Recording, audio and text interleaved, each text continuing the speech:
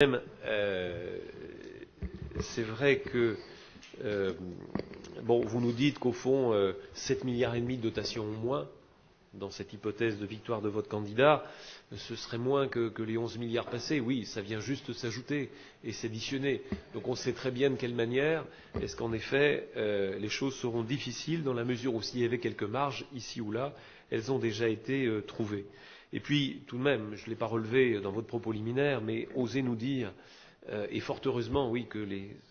habitants de l'Ain ne nous écoutent pas tous ou ne nous entendent pas tous, osez dire que la sortie des emprunts toxiques ne représente aucun coût pour les contribuables, étant entendu qu'il y a à la clé quelques 115 millions d'euros à régler, et en dépit de l'intervention du fonds de soutien sur lequel j'ai beaucoup travaillé, on sait bien qu'il y a un reste à charge qu'il va falloir assumer sur 13 exercices, et d'ailleurs le rapport l'évoque évidemment. Vous nous dites, là aussi, vous avez peut-être une mémoire qui est plus jeune en matière d'histoire départementale, mais nous dire que rarement ou jamais les départements ont été aussi maltraités que durant ce quinquennat, je voudrais juste vous dire que c'est la première fois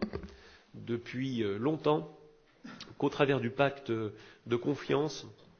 eh bien, des recettes nouvelles ont été dégagées au profit des départements, et votre vice-président aux finances l'a d'ailleurs souligné, nous passons d'un reste à charge de 55% à 43% concernant les allocations universelles, ce qui signifie bien que là, il y a une considération des départements, bien loin de ce qui s'est passé en 2004, puisque je vous rappelle que vos propres amis, en 2004, avaient souhaité, par l'acte 2 de la décentralisation, confier des compétences nouvelles dans le champ social sans jamais les financer. Et puis, vous nous dites aussi, ou vous avez pu nous dire qu'une majorité précédente avait été anti-route. Je vous ferai simplement observer que c'est sous ces années-là qu'ont été réalisées la déviation d'Ortan,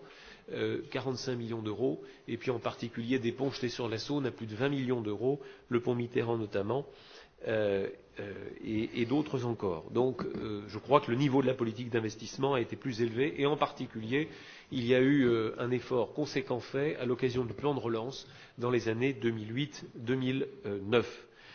Oui, c'est vrai, les investissements fonctionnent selon des cycles, et là